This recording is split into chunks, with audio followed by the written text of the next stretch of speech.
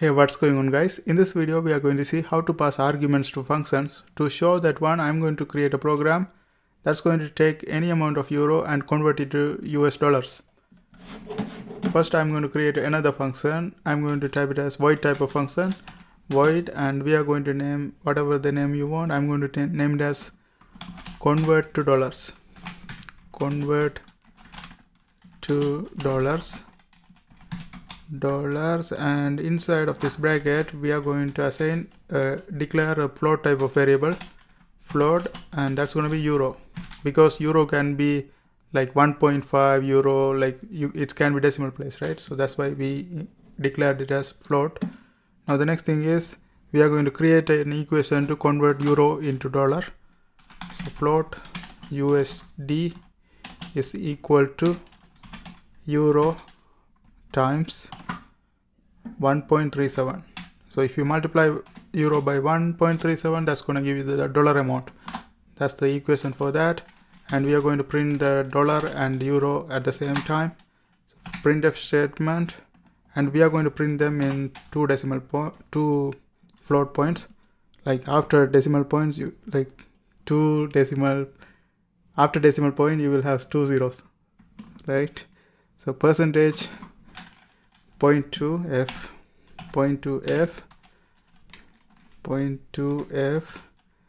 and then this is euros. First we are going to print the euros, and after that we are going to print the equivalent dollar amount for that. Percentage point to f, US dollar,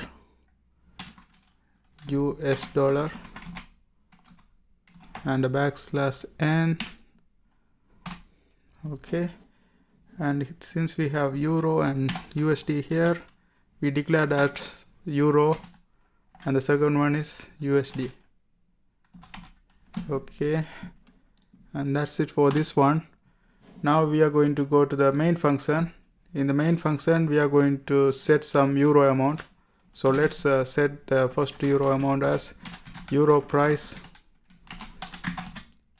is, let's put 1, because I'm going to show you more than one, so when I do the next one I don't have to type anything else. So let's put 1 for this one. Price 1 is equal to 1.00, and that's it. And then we are going to declare the function. The function name is convert to dollars,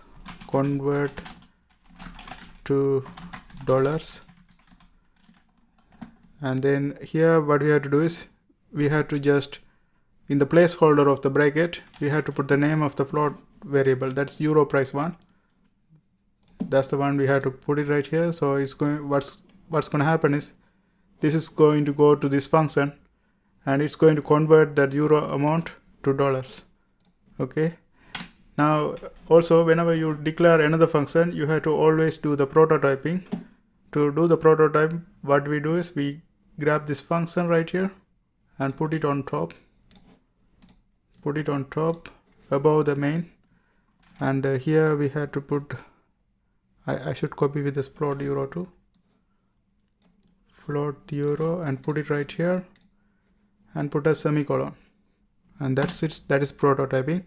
Now let's go ahead and execute this one. Okay, there is something wrong.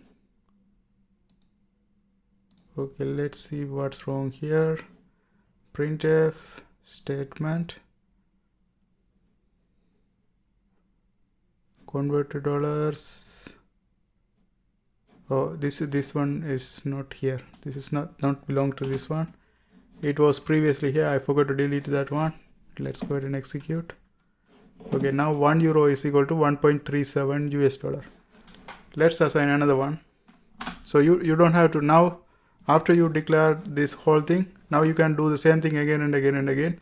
All you have to do is just create another float type of variable, float, and let's say euro price, let's name it as 2, and let's put some amount. You can put any amount. Let's put 5.50 euros, and I just try to copy this one here, copy, paste it right here, and instead of 1 just put 2, and that's it. Now when you execute, you can see 5.50 euros is equal to 7.53 US dollar. And also you don't have to even declare a variable like this. You can directly put the values inside. It will do the same thing. Let's go ahead and look at an example for that. Let's say we have 25 or some euros. Let's say 25 euros. Just execute. You can see 25 euros is equal to $34. And that's how we do the passing arguments to functions. I hope this helps, and thanks for watching. If you are trying to access these codes, it's in my blogger. I put the link of my blogger in the description. And also don't forget to subscribe. See you next time.